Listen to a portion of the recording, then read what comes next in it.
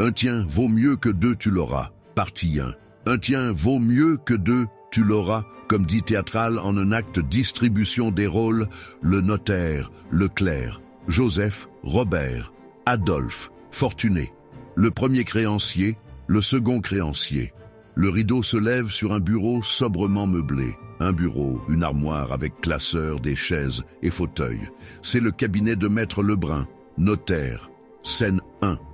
Un homme, assis dans un coin, pleure, renifle, se calme, lève les yeux au ciel et recommence à pleurer. La porte s'ouvre et Leclerc introduit un homme au visage sérieux et ouvert. Robert, puis Leclerc et Joseph. Leclerc. Si monsieur veut se donner la peine de s'asseoir et patienter quelques instants, Maître Lebrun ne tardera pas de rentrer. Joseph. C'est bien aujourd'hui que je devais me présenter à l'étude, n'est-ce pas? Leclerc. Oui, le 23 novembre à 14h30. Vous pouvez me remettre votre convocation. Joseph. Voici. Il remet sa convocation. Leclerc. Merci. S'adressant à Robert. Monsieur a également une convocation? Robert ne réagit pas et continue à soupirer. Monsieur, il lui touche l'épaule. Robert, surpris. Hein? Oui. Leclerc. Voulez-vous me remettre votre convocation? Robert, hébété.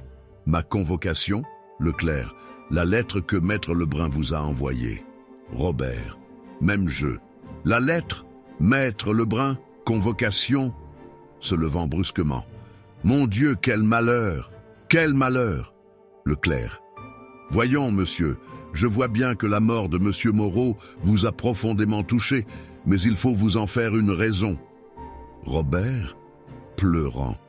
Ah, c'était un si bon maître, toujours content, même quand je lui volais son sel ou son sucre, même quand... Leclerc. Oui, nous savons tout cela, mais remettez-moi votre convocation. Robert, tirant un papier de sa poche et le remettant à Leclerc. Ah, quelle perte j'ai subie. Leclerc sort. Scène 2, Joseph et Robert. Robert continue de pleurer et de soupirer. Joseph s'assied et essaie d'entamer la conversation, mais chaque fois Robert pousse un soupir à fendre l'âme. Joseph. Vous êtes le domestique du défunt? Robert. Entre deux sanglots. Oui. Joseph. C'était un bien brave homme, n'est-ce pas? Robert. Idem. Oui. Joseph. Vous l'aimiez certainement beaucoup? Robert. Idem. Oui. Joseph. Et lui vous aimait également beaucoup? Robert. Idem. Oui. Joseph. C'est pourquoi il a pensé à vous avant de mourir en faisant son testament. Robert. Idem. Oui. Joseph. Ne sachant plus que dire. C'était un bien brave homme. Robert, se levant subitement. Un saint, c'était un saint. Jamais je ne l'ai vu se mettre en colère. Jamais un mot plus haut que l'autre. Toujours le sourire aux lèvres.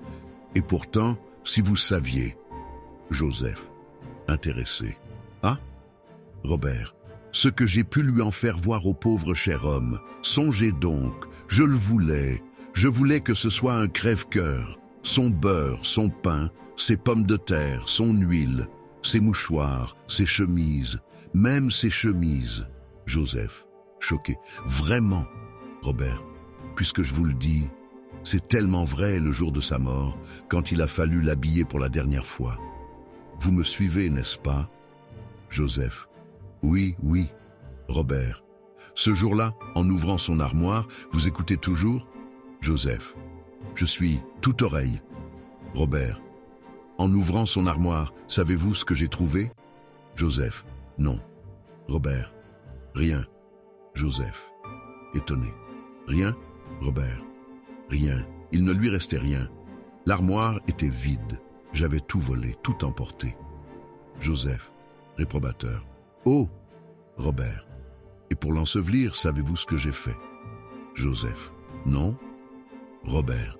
J'ai dû lui prêter une de mes chemises. Joseph. Pas possible. Robert. Si enfin une de celles que je lui avais volées, mais j'ai tenu à faire ce geste en souvenir de sa bonté pour moi. Il pleure. Joseph. Vous avez bien fait. Scène 3. Joseph et Robert. Le clerc qui introduit Adolphe. Le clerc. Voyons, monsieur, entrez. Adolphe. Non, non, je n'entrerai pas. Non. Il entre. Le clerc. Puisque je vous répète que cela ne vous engage en rien. Adolphe. On dit cela, mais je sais ce que je fais, mon ami. On ne m'aura pas. Le clerc. Soyez raisonnable, monsieur. Personne ne cherche à vous tromper ici, et encore moins à vous obliger d'accepter un héritage dont vous ne voulez pas. Adolphe. Je connais la chanson, mon ami. On vous fait entrer, on vous fait asseoir dans un bon fauteuil, et puis on vous fourre un porte-plume entre les doigts et on vous oblige à signer. Non! Le clerc. Monsieur, je ne suis que le clerc de l'étude. Je n'ai donc aucun intérêt à vous retenir ici. Mais quand Maître Lebrun arrivera, faites-lui part de vos craintes. Dites-lui par exemple que vous renoncez à l'héritage et il ne vous retiendra pas plus longtemps. Mon rôle à moi est simplement de vous présenter et de m'assurer que vous avez été convoqué par le notaire. C'est tout, Adolphe. Oh, mais je le lui dirai, mon ami. Je le lui dirai. Si vous vous imaginez que je vais me laisser entortiller comme un nouveau-né, vous vous trompez lourdement. Je le lui dirai, mon ami. Je le lui dirai. Le clerc. Comme vous voudrez, monsieur. Vous êtes libre. Il sort. SN 4. Joseph et Robert. Adolphe marchant à grands pas. Adolphe. Je lui montrerai, moi, à ce notaire de quel bois je me chauffe. Convocation. Vous êtes prié de vous présenter à l'étude de Maître Lebrun. Question d'héritage. Imitant le clerc, puis le notaire. Prenez donc la peine d'entrer, mon cher monsieur. Asseyez-vous, signez. Mais signez donc. Prenez tous les frais à votre charge. Acceptons de régler les dettes de feu Moreau, Arsène, Camille, Eustache. Pas si bête. À Joseph qui le regarde interdit. Non, monsieur qui me regardez.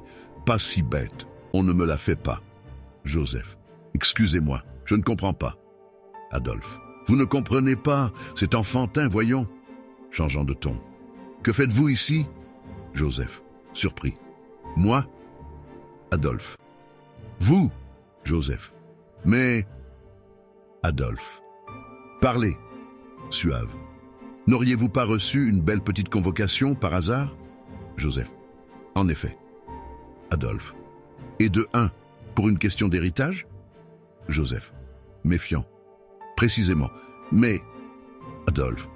Et de 2, à la suite du décès du nommé Moreau, Arsène, Camille, Eustache? Joseph. Très étonné. Oui. Adolphe. Triomphant. Voilà, encore un qui va se faire rouler. Joseph. Vous dites? Adolphe. Rouler, oui monsieur, rouler, tromper, duper, flouer, faire escroquer. Joseph. Je ne saisis pas très bien. Adolphe. Navré. Monsieur, vous avez fait votre école primaire? Joseph. Oui. Adolphe. Alors? Joseph. Désorienté. Alors quoi? Adolphe. Alors, vous êtes intelligent, vous devez comprendre. Joseph. Complètement perdu. Comprendre quoi? Adolphe. Qu'on vous trompe, qu'on cherche à se jouer de vous, que ce mot héritage n'est qu'un piège, une ruse, un infâme traquenard. Joseph. Ébranlé. Vous croyez? Adolphe. Bien sûr, c'est aussi clair que j'ai un nez au milieu de la figure. Réfléchissez, qui peut encore hériter à l'heure actuelle? Personne. Avec les taxes, les impôts et les multiples dépenses de la vie journalière, croyez-vous que quelqu'un puisse encore, en mourant, laisser à la banque la moindre économie? Non, pas plus Moreau, Arsène, Camille, Eustache qu'un autre.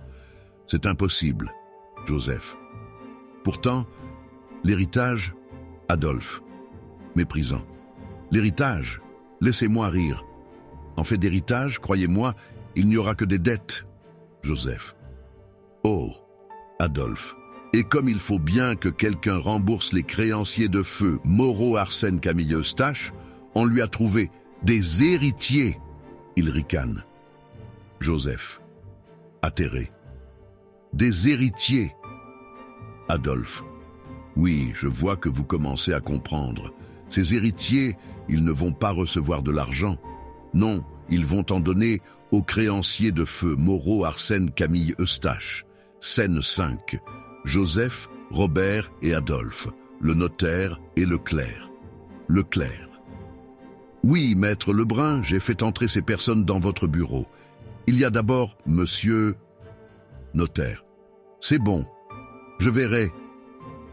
Voyant que les 3 visiteurs se sont levés. Vous pouvez vous asseoir, messieurs, le temps de jeter un coup d'œil sur la liste des convocations et je suis à vous. Il se dirige vers le bureau où le clerc l'a précédé. Le clerc. Voici la liste ainsi que les convocations que ces messieurs m'ont remises. Notaire. Parfait. Il prend les convocations. Nous avons donc Meunier Robert, levant la tête. Meunier Robert. Oui. Notaire, lui tendant la main. Très heureux de vous connaître, monsieur Meunier, et toutes mes félicitations. Robert, éclatant en sanglots. Oh, notaire, surpris. Qu'a-t-il? Le clerc. Du chagrin, maître. La mort de son patron a dû lui causer beaucoup de peine. Notaire. Et c'est bien naturel, se tournant vers Robert. Veuillez bien me pardonner, monsieur Meunier, et accepter mes condoléances les plus sincères. Robert. Merci. Où? Il retombe sur sa chaise en pleurant. Notaire. Bouchard Joseph. Joseph. Monsieur le notaire. Notaire. Très heureux de faire votre connaissance, monsieur Bouchard. Dois-je vous présenter mes félicitations ou mes condoléances? Joseph. Je les accepte les unes et les autres, monsieur le notaire. Notaire. Voilà qui est parlé. Marais Adolphe. Adolphe. Présent. Et moi je n'accepte ni félicitations, ni condoléances. Notaire. Surpris. Ah? Adolphe. Non, je n'accepte rien. Je refuse tout. L'héritage, les dettes, les ennuis, tout. Notaire. Ennuyé. Il doit y avoir erreur. Se tournant vers le clerc. Vous êtes certain que monsieur est bien le nommé? Il regarde la liste. Marais Adolphe Constant Isidore, né à... Adolphe. Oui, c'est bien moi. Marais Adolphe Constant Isidore, en chair et en os. Et c'est le même Marais Adolphe qui a l'avantage de vous déclarer, monsieur le notaire. Je refuse l'héritage du nommé Moreau Arsène Camille Eustache.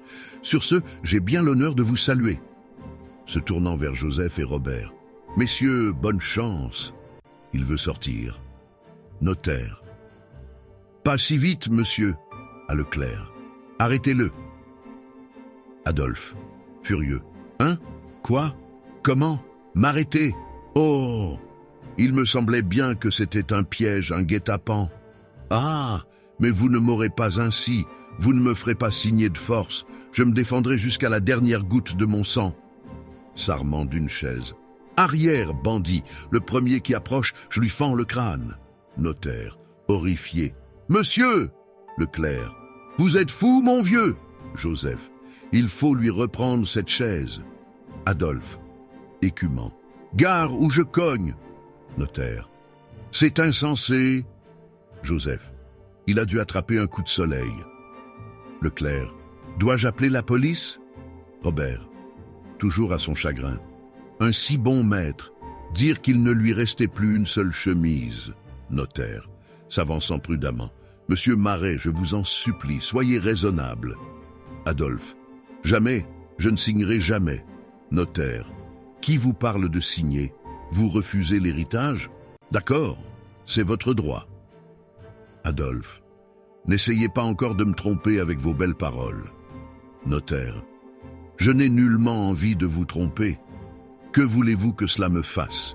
Que vous acceptiez l'héritage ou que vous refusiez? Adolphe. Pourquoi m'empêcher de sortir alors? Notaire. Personne ne vous empêche de sortir, à condition toutefois que vous renonciez par écrit et devant témoin. Adolphe. Comment? Notaire. Vous allez me rédiger une déclaration dans laquelle vous rejetterez toute prétention à l'héritage de mon client. Adolphe, déposant sa chaise. S'il ne s'agit que de cela, notaire. Vous êtes donc bien décidé? Adolphe.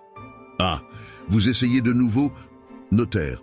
Voici du papier et une plume. Écrivez « Je sous-signais ». déclare par la présente renoncer à mes droits sur l'héritage de daté et signé. Adolphe, remettant la feuille. Voilà, notaire, relisant. Je déclare l'héritage parfait. Messieurs Meunier et Bouchard, voulez-vous avoir l'obligeance de contre-signer ce document? Joseph. Certainement, monsieur le notaire. Notaire. Monsieur Meunier, votre signature, je vous prie. Robert. Quel malheur. Un si bon notaire. S'impatientant. Oui, oui, nous savons cela. Signez. Robert signe. Adolphe. Et maintenant, monsieur le notaire, j'ai bien l'honneur. Notaire. Pas encore, cher monsieur, l'ouverture du testament doit se faire en votre présence. Adolphe. Pourquoi donc? Notaire. Parce que c'est la loi. Adolphe. Alors ouvrez. Faites vite. Notaire. Je regrette, mais il vous faudra patienter encore un peu. Adolphe. Vous recommencez vos entourloupettes? Notaire. Je ne recommence rien. J'attends simplement le 4e héritier. Adolphe. Le 4e. Notaire. Ces 2 messieurs et vous-même n'êtes pas les seuls à avoir bénéficié des largesses de mon client. Il y en a un 4e. Adolphe. Alors, il faut attendre? Notaire. Oui, Adolphe. C'est inadmissible. Le notaire s'assied et le clerc sort. Scène 6. Joseph, Robert, Adolphe, le notaire. Adolphe. Se promenant de long en large. Inadmissible, c'est inadmissible. Je refuse l'héritage. Je renonce à tous mes droits. Je signe un papier et on refuse de me laisser partir. On me retient prisonnier. Le piège refermé, l'animal ne peut plus sortir. S'arrêtant devant le notaire. C'est bien ainsi, n'est-ce pas? Vous ne répondez pas? C'est donc que je suis dans le vrai. S'adressant à Joseph. Vous voyez de quelle façon fonctionne cette machine qu'on appelle la loi? Signez. Mais signez donc. Et hop, adjugez. Joseph. Vous vous faites des idées, monsieur Marais. Puisque vous avez renoncé à vos droits devant témoin, vous êtes libre de toute obligation. Adolphe. Libre? Pourquoi me retient-on alors? Joseph. Pour assister à l'ouverture du testament. Adolphe. Que vous dites? Joseph. En tout cas, si au lieu des dettes, il y a une grosse somme d'argent, vous allez vous mordre les doigts. Adolphe. Je suis tranquille. La grosse somme d'argent, c'est de vos poches à tous qu'elle sortira. Des dettes, vous dis-je. Il n'y aura que des dettes. Joseph. C'est ce que nous verrons. Adolphe. C'est tout vu. Robert. Quel malheur. Un si bon maître.